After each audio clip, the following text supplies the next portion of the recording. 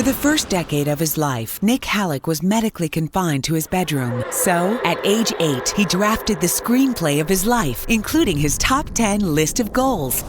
At age 14, he opened up his very first business. At age 17, he relocated to Hollywood, California to perform live on stage.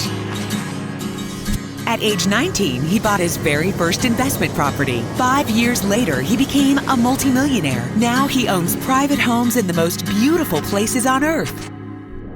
Nik traverses the planet and pursues exciting, high adrenaline and epic adventures. He has summited the highest mountains in the world and visited over 100 countries. He's dived down 5 miles and had lunch on the bow of the shipwreck Titanic.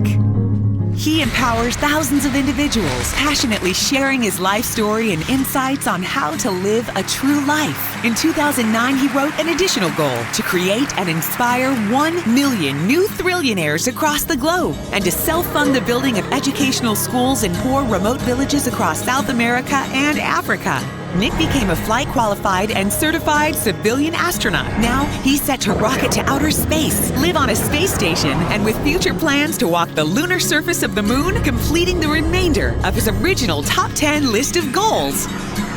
Let's give a warm welcome to global wealth strategist, successful entrepreneur, international speaker, astronaut, high adrenaline adventurer, and best-selling author, Nik Halik. Okay, folks, my journey is this. My name's Nik Halik. I have an accent.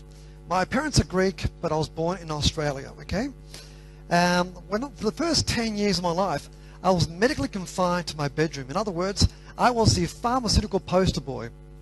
I had chronic allergies and I had debilitating asthma. And I was pretty much home tutored and I was pretty much confined to my bedroom. So at age 8, my parents gave me probably the most incredible gift a parent can actually give to a child. And my parents gave me the Encyclopedia Britannica. Who knows what the Encyclopedia Britannica looks like? Yeah. So I actually grew up with the Encyclopedia Britannica. And at age 8, that's a photo of me, by the way. I look like the unofficial 5th member of the Beatles, don't I? But I actually wrote down my top 10 goals. You see, I had nothing to lose. In fact, my biggest goal at that particular point was to escape the boundaries of my bedroom, what have you. So I did whatever it took in order to, I guess, live a true life, but also to seek wisdom, exploration, and also discovery too. So I wrote down my top 10 goals. Now I was 8 years of age. Now understand this. My number 10 over here, I wrote down to become a rock and roll star. I wrote down to become a millionaire, to run with the bulls in Pamplona in the San Fermin Festival. Number 7, to become a mountain climber and climb the highest mountains of the world. Number 6, to go to the bottom of the ocean and have lunch on the Titanic. Who knows what the shipwreck Titanic is? Yeah, I want to actually go down and have lunch on the bow. Number 5, I wrote down to travel and explore more than 100 countries. To own beautiful places all over the world. By the way, this is the exact list. That's the writing of an 8-year-old. And that 8-year-old is still in here. Number 3, to become an astronaut. Why not? Number 2, to go to the space station and on a rocket and live there. Okay, I'm 8 years of age, okay? And the first one was, the big kahuna was to walk the lunar surface of the moon. Okay, who likes the goal list? They say enthusiasm is contagious. Come on. Do I have my work cut out for me? Yes or no? Okay. So how's this, right? When I was 4 years of age, let me share with you a very poignant story in my life. My hero, my goal was Yuri Gagarin. Who knows what Yuri Gagarin is, right? He's the first human to represent humanity and go to space, okay? So at age 4, I said to my father, I go, Dad, now you got to understand, my father was an atheist. My father was a communist, okay? My mother was a devout Christian Orthodox woman. So I grew up in a very dysfunctional household. Would you agree? Okay. I said to my father, I want to become an astronaut. My father goes, no. You're going to become a cosmonaut. Okay, whatever. Okay, I want to go to the cosmos. I want to go to space. So my father, when I was 4 years of age, he gave me a poster of Yuri Gagarin, and that poster was on my bedroom wall. And I still have that same poster too, even today. So let's continue over here. Now, around age 11, I was failing maths. I had really bad eyesight, and I was very, very sick. My father said to me, Nik, there's no way you are going to become an astronaut. So, I said, well, hold on. If I can't become an astronaut, what's the next coolest thing to become? Who knows? A rock star. That is me. I moved to Los Angeles when I was 17 years of age. I saved $30,000 US from teaching guitar, and I went to live my dreams as a rock star. Ladies, that's my hair. It's not a perm, okay? Those were the days. So we toured around the world for like about 10, 12 years. We got signed up. We released a few albums. And the greatest thing was we probably performed about 4,000 times. But the money was good. I was generating some great, healthy income. So I was buying properties. I was investing in the stock market. And basically everything that I would earn, I would be investing. So in my late 20s, I had enough of the music industry. Too many, it consumes your life. So what I did was I finally resigned. I performed my last performance. I had my guitar, I just dropped it, and I went traveling for 2 years. And the main reason why was I went to rediscover my mojo, to find my happiness, because 10, 12 years doing the same thing, although that was an amazing time in my life, I needed to do something fresh, to turn the page, to turn the chapter in my life. So at this particular point, I was financially retired. I didn't have to work, so I took 2 years of my life and I went traveling around the world. And around that period of time, I probably visited about 118 countries, quite a bit. One of my goals is, according to the United Nations, there's about 195 countries. So I probably have another 80 countries to go until I've been to every one. Anyway, so in 2003, I still had that list of goals that I wrote down as an 8-year-old. And it was still inside here, and I felt that I hadn't achieved enough in my lifetime. So the first thing I did was I left home again, and I moved to Russia. And I enrolled in the Russian orbital space program to become a cosmonaut. And one thing I didn't know before was I was living in Morocco at the time. It's my house in Greece, and that's also my home in a rainforest in Australia.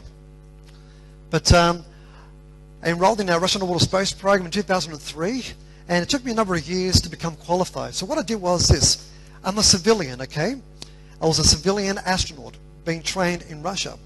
And first of all, there were medicals I had to pass. There was theory. And probably the hardest thing of all was I had to learn the language of Russian.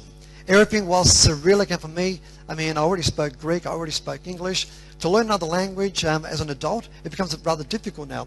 So I had to go through all my medicals, and the medicals were about 4 or 5 months. I was in theory classes with other astronauts, NASA astronauts, Russian cosmonauts, and I was assigned to a crew, centrifuge every day. That's me training in the other Soyuz. And basically I had to learn, being trained as a mission specialist, I had to understand where all these instruments were, and everything was in the Cyrillic alphabet. It was equal to like learning how to fly an alien spacecraft. But more training over here. That's me on the far left-hand side here, or pressurized in the and some zero gravity. I also wrote a book a couple of years ago, and this actual book, it's called The Thrilling Air. It actually resides on the International Space Station right now. And there's 9 books, of which my book is one of them too. So it was a great goal in regards to also having a book up in space too. So, and do you recall my boyhood hero, Yuri Gagarin? Now how's this? Yuri Gagarin actually died in the late 1960s, about 7 years after he became the first human to view Earth and go to space. Now Yuri Gagarin was actually in a MiG-21, and it was a test pilot at this particular point, and he crashed and he died. Okay, but as a monument for other aspiring cosmonauts in Russia, they opened up his foot locker, put a Perspex cover so you can see all the contents of Yuri Gagarin's locker. Who follows, okay? And in there he had his tennis racket, his shorts, his scarf, his gloves and some clothes. And on the right-hand side, in the same gymnasium, is my foot locker. This is crazy. Now look at this. I'm exactly 3 lockers from Yuri Gagarin's locker. My boyhood hero at 4, I'm right next to him here in regards to, I mean, it was like something called serendipity. I mean, it was like one of those crazy things in life. And when I finally graduated, this journal is actually Yuri Gagarin's journal, and that's his office. And I actually got to sign his diary and his journal. So from a young boy having a photo of a poster of Yuri Gagarin, and then signing his journal about 30 years later was to me, it was just was very, very awe-inspiring. And that's the other Soyuz rocket over here. That's the International Space Station. And that's basically my view from my bedroom. Now imagine this, right? When you're in space, right? You are orbiting the Earth every 90 minutes. You are traveling at 18,000 miles an hour. You get to view 16 sunrises and 16 sunsets every day. Who likes? Say yes. So along the way, I still had those other goals. For example, I wanted to climb the highest mountains of the world. And I love mountain climbing. Here's a particular mountain over here in the highest peak of the Andes called Aconcagua. And over here is another one, Kilimanjaro. Remember the other goal about the Titanic? Remember the Titanic? Well, who knows where the Titanic is? It's actually in the North Atlantic Ocean, about 5 miles deep. Now, an opportunity came to go down the Titanic through the Church of Academy of Sciences in Kaliningrad. And a Russian pilot of mine called Viktor Nisheta actually invited me on this particular expedition to go down and do a scientific study on the Titanic. So here we are in a Russian submersible called Mir. Mir in Russian stands for peace. And we're attached to no chains, no tether. You just open up the ballast tanks, you take on seawater, and you sink to the very bottom of the ocean. It took us 4 hours to sink to the bottom of the ocean. And this was the first view of the Titanic. It's pretty amazing, very awe-inspiring. And the crazy thing about the Titanic is it's actually decaying at a very rapid rate. All this here is bacteria, which means 2,000 pounds of steel is being consumed on a daily basis, which means in about a decade, the Titanic will no longer exist. So having gone down there, do you record I wrote down on my goals as an 8-year-old?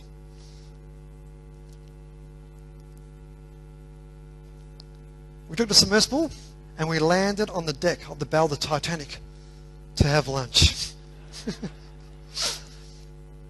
Some tuna sandwiches, a chocolate, and we also had a shot of vodka too. So, yeah, crazy stuff. This was very emotional here. This is a suitcase. Now, my parents, when they migrated from Australia, it took them 3 months to sail to Australia.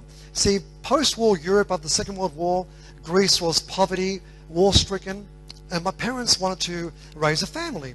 So the only country that would accept them was a shiny little island, well, a very big island, in the Pacific called Australia. And it took my parents about 4 months to sail to Australia, going from the old world, going to the new world. And this was very emotional because this was a suitcase of one of the passengers. Now, the most amazing thing about the Titanic was 85% of those who died were in steerage class. Well, they were all the immigrants. And they were basically in a steerage class, which meant they had no way of escaping. But this suitcase, I mean, I just thought about my parents, because when my parents arrived in Australia, all they had was 2 suitcases, all their belongings. And the entire ocean floor around the Titanic is littered with suitcases and also shoes. Understand these shoes. In seawater, leather does not decompose. There were so many shoes that were like this, which meant once upon a time there was a body. Who follows? A most amazing, most emotional place in the world. Very surreal, definitely. There's Titanic over here. Now this wasn't included in the goals, but I have to share this with you. A couple of years ago, because I love adventure, I love new discoveries around the world, a couple of years ago, a cave was discovered in Mexico, almost about a mile deep in the Naked Caves in the province of Chihuahua, out in the desert. Now, this particular cave contains the largest crystals ever found on the planet, the largest crystals, okay? And we were one of the first group of individuals to actually enter this cave and actually document it. And less than 20 people have been down there since. But this cave is probably the most amazing, most surreal place in the world. Has anybody seen the first Superman movie? Yep, The Fortress of Solitude, where Superman basically builds his home out in the Arctic. Well, this is it. This almost looks like a Hollywood set, but I've got to tell you right now, the temperatures inside a particular cave, we're talking about 150 Fahrenheit, which is about probably 60 degrees Celsius. Pretty hot, would you agree? With 100% humidity. I mean, we had 4 entries into the cave, about 4 of them, at 25 minutes each time, but it was incredibly hot, really hot, but absolutely beautiful. Yeah, it's ridiculous, isn't it? Now, this one I've got to share with you over here. Now, who loves ancient history? Okay, I love history. Why? Because I grew up on the Encyclopedia Britannica. Now, here's the thing, right? Has anybody heard of Herodotus? Raise your hands. Has anybody heard of Sir Isaac Newton? Napoleon? Alexander the Great? Okay, well, all these individuals did something that was very, very unique, and I wanted a piece of that action. Okay. Has anybody been to Egypt, in Cairo? The 3 pyramids. The Cheops pyramid is the biggest one in the middle. Who follows? Say yes. Okay. The Cheops pyramid is this. Now, both Napoleon, Alexander the Great, Herodotus, Sir Isaac Newton all spent a night in the Great Pyramid and slept in the great sarcophagus in the King's Chamber. Now, the last foreigner to do so was in 1935. His name was Dr. Paul Brunton. And you can read about Dr. Paul Brunton. Why? Because he slept in the pyramid. He was the last foreigner, and he flipped and then went to a mental asylum. Pretty cool, huh? I said I wanted a piece of that. So what I did was I went to Egypt and I negotiated for me to spend a night in the Great Pyramid of Giza. But I asked for 2 conditions. I said, lock me in there, and I want lights out. I want darkness. And I got to sleep in a sarcophagus. And I became the first foreigner since 1935. So very unique there. And these are the gatekeepers who actually have the pyramid key and actually let you into the actual pyramid to sleep in it. Very illegal, but I make a very compelling negotiator. And why not? You can play golf there too. I just had my birthday just recently, May 15. I'll get you to write that down. So May 15 is my birthday, okay? Your birthday is a celebration of life. And every time I have a birthday, which is normally once a year, I like to do something very, very unique. And the first thing I do is I disappear from the radar. In other words, it's a celebration of life. It's a reawakening in regards to me redefining who I was and what have you. Because, look, there are 2 most important days in your life. The day you were born and the day you discovered why you were born. And for me, I defined my why a very, very, very long time ago. So what I did was this. Has anybody heard of a halo jump? A halo skydive from 35,000 feet? Now, when you normally skydive, a person skydives from about 13 or 14. Well, I jumped out of a plane, a perfectly sound plane from about 35,000 feet. But I wanted the environment to be very special. We flew the plane directly above Mount Everest. Who knows Mount Everest? Yes, the highest mountain in the world. The highest tip of our planet. So I flew directly above Mount Everest. I got oxygen over here because there's no oxygen up there, right? I mean, I'm all rugged up here. This is the view before I jumped out of the plane. It's about 35,000 feet to do this. Now, why would I do that? The answer is why not? And at that particular point in time, I became the highest human at that particular point exposed outside of an aircraft. Who follows? Unless it was an astronaut doing a spacewalk or something. Pretty amazing. And also became an author along the way too. My branding is called The Thrillionaire, which is basically an autobiography on my life too. And also created a community for thrillionaires, for those who want to extract as much color and actually just inject a lot of fun back into their lives, to just rediscover the mojo, rediscover the happiness. Now, to recall my goals here, to run with the bulls, become a mountain climber, go to the bottom of the ocean, explore 100 countries, own beautiful place around the world, become an astronaut, go to a space station. Which one was remaining over here? The big one, okay? The big kahuna. Walk the lunar surface of the moon. Now you're thinking, hold on here. Who thinks that's pretty difficult? Raise your hands. You're absolutely right. It's incredibly difficult. But I worked out a way to do it. Here it is. If my life was to expire for whatever reason, who understands the term expire? If something was to happen to me, I have paid a private consortium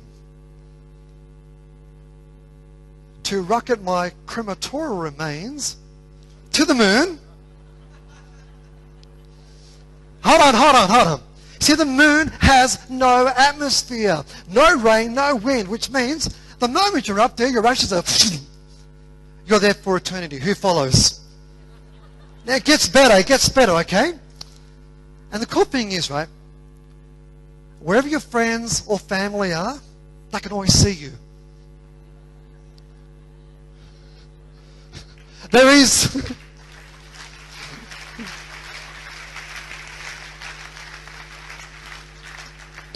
Such is life. But in closing, folks, where is the richest place in the world? Let me ask it again. Where is the richest place in the world? Who knows where it is?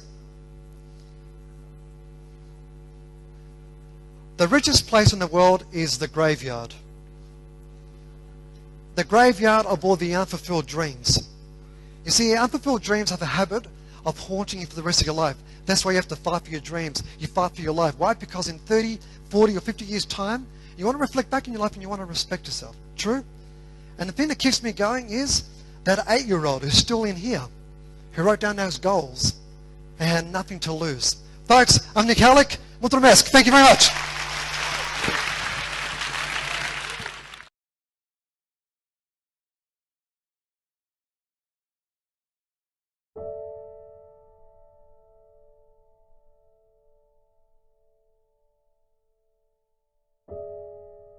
All my brothers have been incarcerated.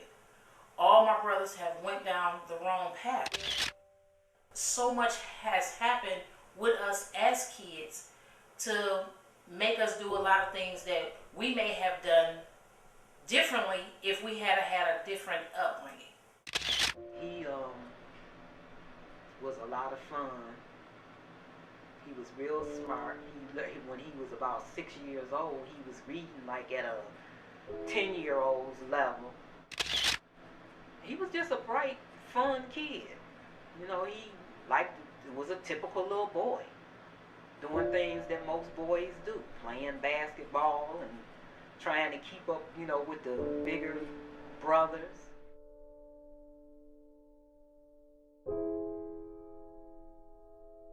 But he was hard-headed, you know. He was a tricky, happy guy. He loved that pistol, man. He used to love that pistol. Tricky, happy as he want to be, you know. So I always kept telling him, man, quit playing with that damn gun, man. It was just something that I knew about my son. That he was going to be the one that was going to get in serious trouble.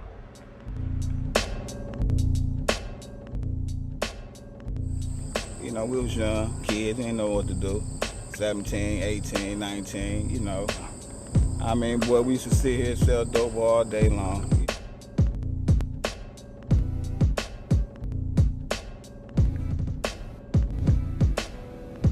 From the time I was 17 to the time of my incarceration, I shot 4 people, ultimately causing 4 persons death.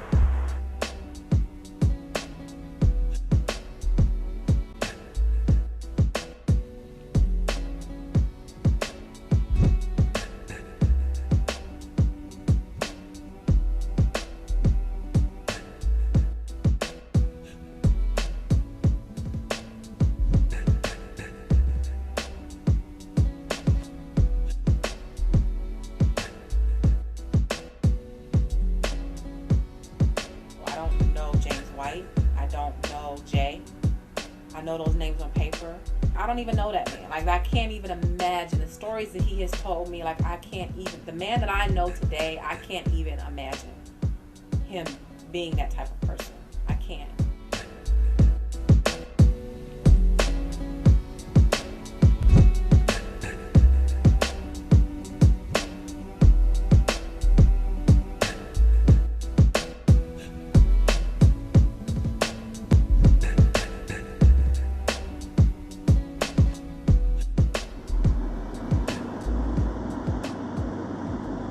it fun getting shot?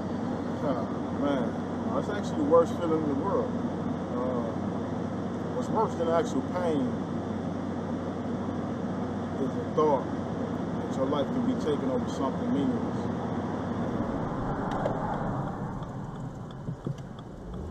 Now, when I went to prison, let me see, Engler came in. Engler took away the colleges. Not only did they take away the colleges, they took away the trades, the welding, the auto mechanic, all of that. What society would you want to go home to or come home to? People that have some type of education or some type of skill, some type of trade. But if you're taking that away from us, we have nothing. A GED is nothing. My name is Shaka Senghor. I'm a writer, a mentor. I started writing while I was incarcerated, and like many of the young youth in the city of Detroit, I got caught up in the streets at an early age, eventually served 19 years in prison, and that's when I began to take writing and literature serious, and that's what I used to transform my life. It was like the hardest thing, because there's so many guys that, we grew up in there, we grew up in children. One of the things, like most guys who do long term went in when they were 16, 17, 18 years old, so we were basically children. And we grow up in there together, like those of us who come out with a strong foundation, like we have so many shared friends. We probably ain't been on the same yard in a long time, but we move in the same circles with like good, solid brothers. And when you get ready to go home, we represent the last bastion of hope for them, because they like just to see a picture of us doing stuff like this, like this is why we take photos. Because it's important for them to see this. It gives them hope. It makes them feel like, you know what, Shaka can do it, I can do it. When I got the books, it was like, for me, I kind of like thank God, because I knew with him being incarcerated, a lot of guys, they just do the time. They don't find nothing else to do with themselves or be creative. They just do the time. They just, sit there and ride it out. So for him to, become the person that he is and to do the writing and different things that he was doing, I was proud of him. I really was. I was proud. I was proud like it was my book when it came out, when it hit the yard. I was walking around with the motherfucker like it was mine. You know what I mean? And I remember that came with the blow. That shit, it was short-lived, because as soon as he came out with the book, probably about 2 days later, they had tried to take all his money out of his account and told him that he owed restitution, being locked up so long, and all his money coming from that would go, to the MDOC, all type of garbage.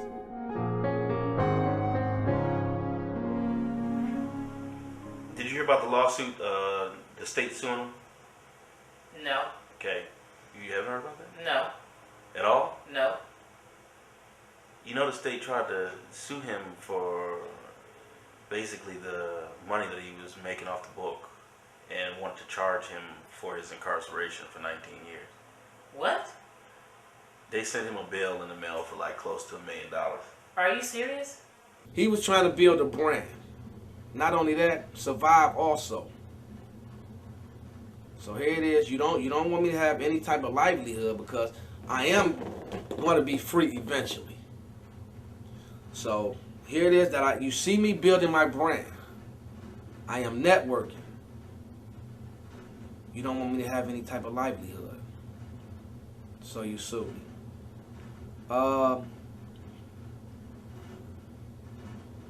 That's just the belly of the beast. The thought that they could take 90% of whatever, profit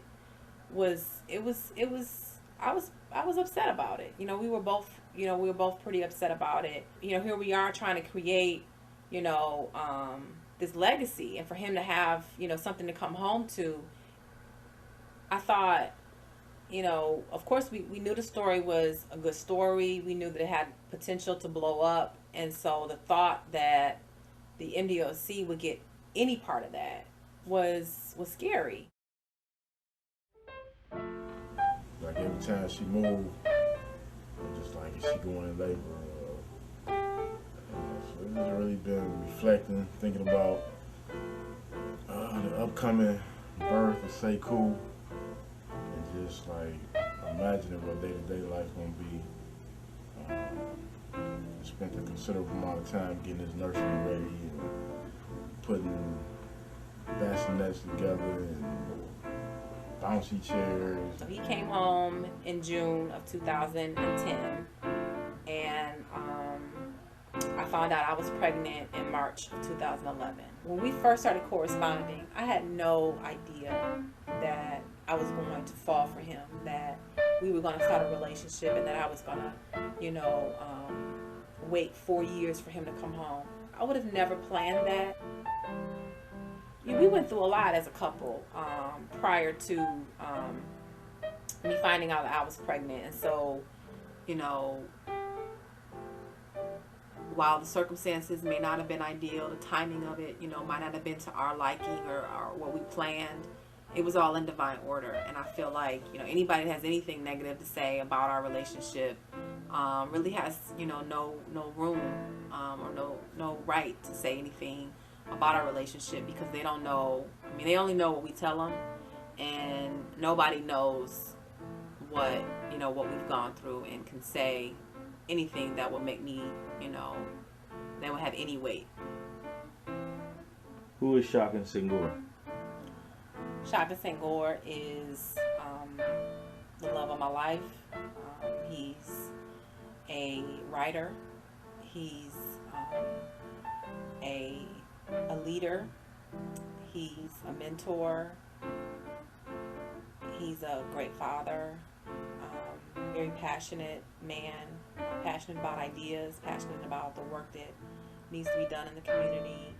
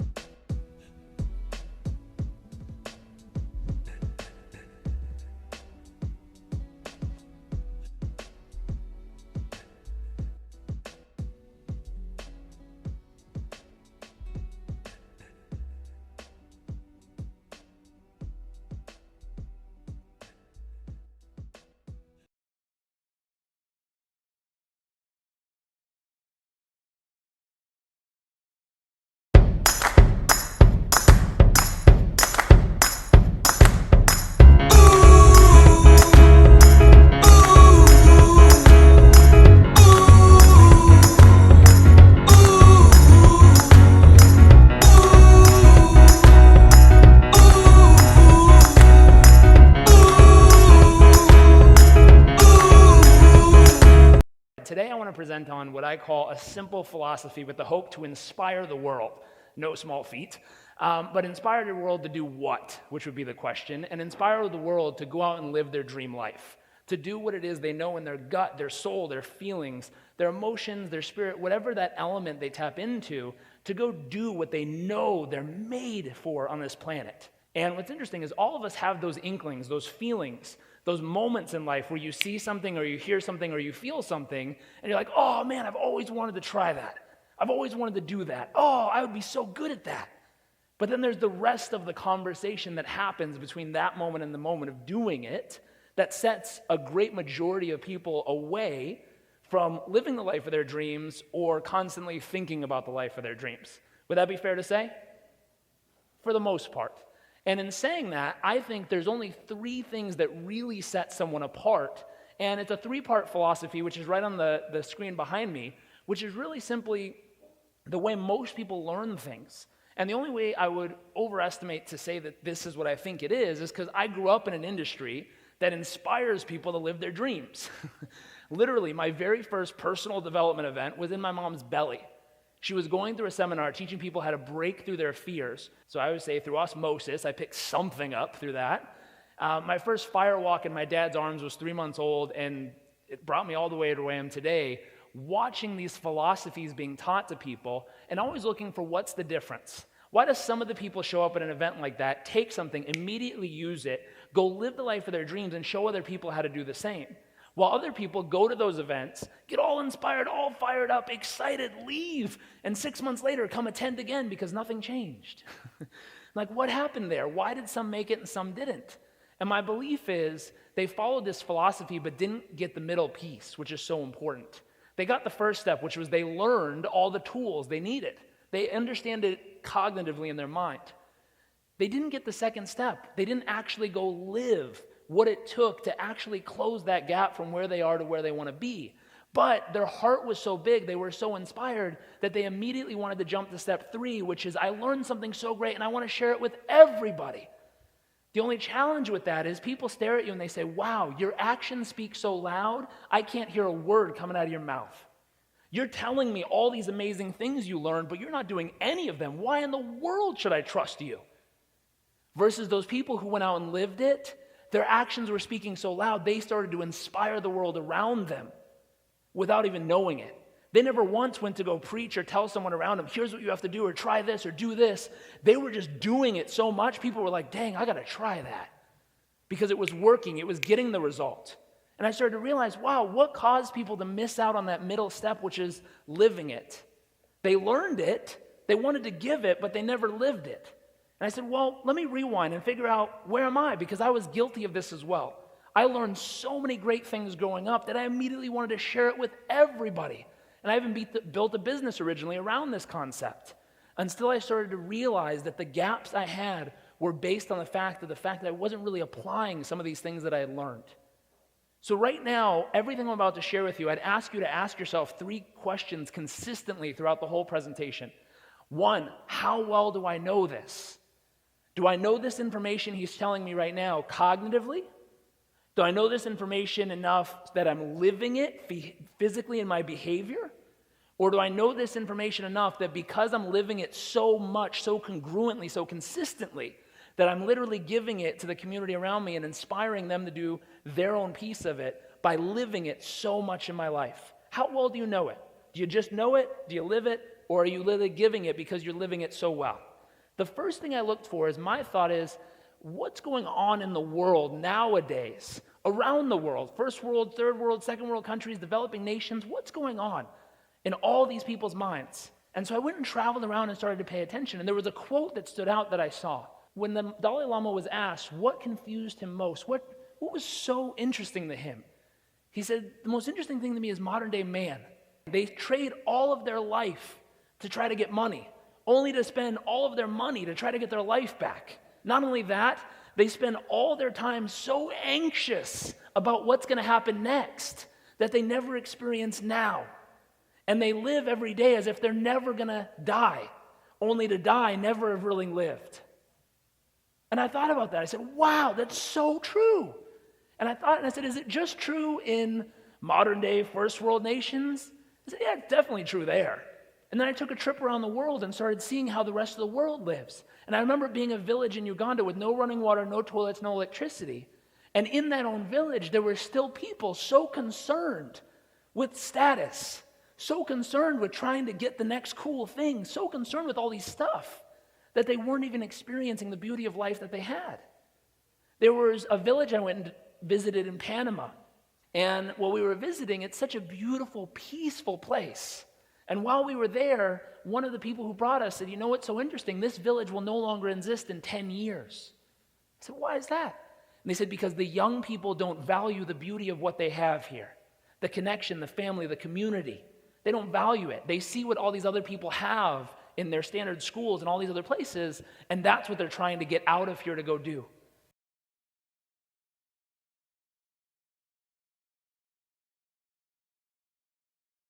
And in looking at that, I looked around and I said, what are the major lessons that people have literally forgotten about in society nowadays? Young people in particular. And when I say young, I mean 50 years old or younger. You're still young if you're in your 50s. So if you're 50 years old or younger, I think it's fair to say that a lot of people have forgot about a handful of these lessons I'm about to share with you. First lesson number one, is what I call hard work. I think most people, young people, 50 years old or younger, have forgotten what true hard work is. And when I mean hard work, I mean the type of work, and I'll give you an example how I went and learned it. Type of work that you wake up like I did at 4:30 in the morning, you go, you work out in the gym to get ready for the day, you eat breakfast, you get in the car, you drive to the side of the freeway, you get picked up by a van of other workers, you drive an hour to this lumber yard, you get out, you stack lumber all day, you keep going even when you're tired and you're like, am I done? Nope, there's another pile. And you stack lumber all day, you come home physically, mentally, emotionally exhausted, you go to the gym, work out, eat dinner, pass out, do it again 6 days a week for 3 months. In the beginning, it's easy. Hard work is easy in the beginning. It's a challenge. You're proving something to someone. You're showing people how tough and strong and capable you are. It's the halfway point that kills people. It's not the boulder, it's the pebbles.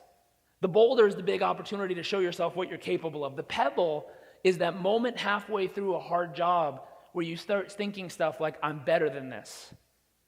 I should get paid more than this. I can't take that job. I have a degree in something. And you start to tear down the opportunity in front of you instead of learning about leadership. Leadership says, not you live in my kingdom, therefore I'm in charge of you. Leadership says, you live in my kingdom, therefore it's my job to serve you. People who want to be leaders of companies don't realize you have to start with the mindset that if I'm going to get under this company, I have to be able to put everything on my shoulders and work every aspect of this to know that I can. Not that you have to stay there, but to know that you can provide those opportunities. You can step up and deliver in the moments needed. I look back at hard work, and halfway through, I started to not love it anymore. And my question became, not only how do you make it through hard work, but how do you fall in love with hard work? Because if you listen to anyone who's made it, according to all these people who've done incredible things, whether it's a J.K. Rowling and her authorship story through challenges all the way up, or whether it's a mother in a village in Uganda who had to raise 3 kids on her own, she's going to tell you that it is hard work along the way. How do you fall in love with hard work? There's simple things. Number one, you have to learn how to shift your perception, how you view it, what it is you're doing. Number two, you have to shift your procedure, how you physically go about it every day to make it something exciting and fun that you can be passionate about. I did both, and all of a sudden this became the greatest job and opportunity on earth. I realized that most people in unemployed situations would kill for an opportunity like this one back here to give them the opportunity to provide for their community, fall in love with it, stepped up and delivered. From there, I said, what else would I have to learn? And I started looking around in society and realizing so many people had so much, but didn't appreciate hardly any of it. So I said, how do I appreciate having very little, but being in love with my life? So I decided to take a journey where I went and lived in a village over in Uganda, like I mentioned. In this village, you had to walk a quarter mile to a water well pump to pump water into a jerry can to carry all the way back to where you're living, to then pour into a pot, to then boil just to have drinking water. And you had to let it cool before it was ready, every day. And I realized this is how most people were living. But something magical happened while I was here that changed my whole perspective. And here's what it was. Every morning, this was where I lived, there was my hospital cot, and there was a window next to it. Every morning I woke up and pushed open these shutters right there, and I'd watch the sunrise, the most beautiful thing, the sunrise over the landscape and out of that window. It was beautiful. And every single morning when I woke up and watched the sunrise, there was this little old man that would start off at the front doorstep of the clinic right out my window, and he would inch his way down this path, clearing the leaves. He'd go all the way down the path, he'd get to the main road at the end, turn around and work his way all the way back. And every single morning, he did it. About 30 days in, I got so curious about this guy. I'm like, I want to know why he does it. So I went over there and I found someone to translate, and I asked them, I said, ask the man, why do you do what you do? And she looked at me and looked at him and said something, and he said something back, and she says, because I'm supposed to. When us Americans travel, we tend to think if they don't understand us in another language, we must not have been speaking loud enough. So I said, no, why do you do that? And the lady looked at me like, really? She looked at me and thought for a second and then looked at him and said something. And he, all of a sudden, without even speaking the language, I saw the effect I was looking for. And the effect was he went, And I was like, I don't know what he said, but that's what I'm looking for. Like that piece, the joy, the excitement, the passion behind it. Like, what was that? And she said, the reason, he said, this is interesting. And she said, the reason I do what I do from him, the reason I do what I do is I believe every human being, whether it's a small child about to enter this world or a sick or elderly person about to leave this world, deserves a clear path to do so. And I was shocked because I met someone that did something so simple, that had such depth of meaning behind it. I met a man who was living his passion and changing the world in his own way simply by sweeping leaves. And I remember standing there and being in awe, thinking if I wanted to change the world, if I wanted to inspire millions, if I wanted to do all these huge things, it had to be this big, huge, giant thing. Until I realized the second lesson was learning to find deep purpose and meaning in all that you do, especially the small stuff.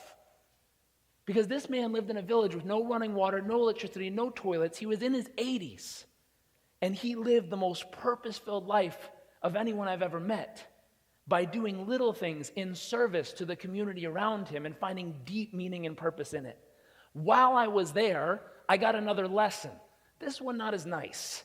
If you know what this is, those are blood cells, and while I was in this village, I had one of these guys land and lay this in my blood. What happens is those are eggs inside of those cells, and every 8 to 10 hours they hatch and do this to the cell. Eesh, not good. And by the time I made it to the doctor, I was stubborn, saying, I believe in holistic medicine. I'm not going to touch your medicine. Leave me alone. I'll be fine. They said, you have about 4 to 5 days to live. And if you've ever been told that, it's a moment that'll shake your soul. Because you look around at everything you wanted to do with your life, everything you ever dreamed of, everything you ever desired, and all of a sudden in a moment you realize a really big lesson. We're not promised anything past this moment. Today, this moment, right now. There's no promise that you won't walk out of the street and get run over by a bus. There's no promise that that won't happen. There's no promise. So I started going back and saying, if I learn how to work hard, if I learn how to fall in love with life, even if I only have a little, and I learn how to do it now, what's the only piece I'm missing? I said, well, at this moment in my life, the only piece I was missing was the vision of the life I really wanted to live. So I went back to the fourth lesson. I think that if this is shared and this is lived and this is give and shared around the world, where you really not only just learn it today, but you find a way to live it and you find a way to give it, I think this philosophy might change the world. Super simple. And the final lesson I learned was really taking a moment to define and then live the life of your dreams. Because if you know what the life of your dreams looks like, and you're willing to work hard to get there, you're willing to fall in love with every single moment along the journey, and you're willing to put meaning to all those pieces, not only that, but to do it now, you can turn that dream life into real life. So the final thing I'd ask you to do is, if you would, take a deep breath. Close your eyes, and imagine waking up on the morning of your absolute ideal day.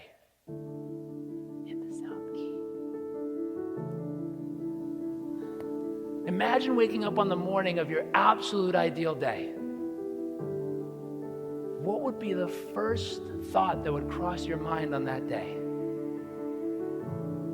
How much energy would you have in your body?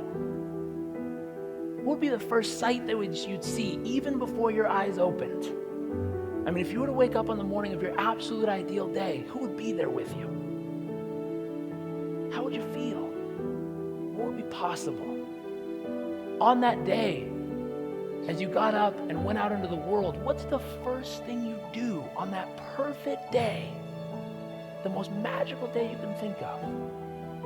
How would you fill the morning hours of your life from 9 a.m. till noon? What's everything you'd want to do on that perfect day? The places you want to go, the people you'd want to meet, the fun you'd want to have. What would you want to learn? What would you want to share? Here's a question. On your perfect day, what would you do for lunch? Who would you have lunch with? How much laughter, joy, fun, passion, and possibilities would surround the conversation? After lunch, what would you do on that day? What would be possible? If it was your perfect day, What's everything you'd want to accomplish? Who's everyone you'd want to share it with? On that absolute perfect day, would you take a moment to breathe in the beauty of life around you? I mean, if it was your perfect day, would you take a moment to just stop maybe and watch the sunset on that day? Listen to the sounds of life unfolding around you? I mean, if it was your perfect day, what would really be possible? Throughout that day, what would be happening in your health, your mind, your body, your emotions? What would happen in your business, your finances? What would be going on in your spiritual life? And as that perfect day unfolds before your eyes, how would you wrap up that perfect day? What would you, looking back on that day, be grateful for? Who are all the people, the opportunities, the lessons, the challenges? What are everything you'd be grateful for on that perfect day? And if it was your absolute ideal day, as you went to bed that night, what would you be excited about for the next day? Now, here's what I'd ask you to do. If you were to open your eyes, feeling that perfect day, experiencing all the magic that can unfold, I would ask you to do this. Simple challenge. Number one, learn what it takes to take that vision in your mind and make it reality. Number two, go out and live it so ferociously that you inspire those around you to do the same in their own way. And number three, find a way to give it in every way you can to pay that vision forward and help inspire that vision in other people in every way, shape, and form that you ever possibly can. Thank you.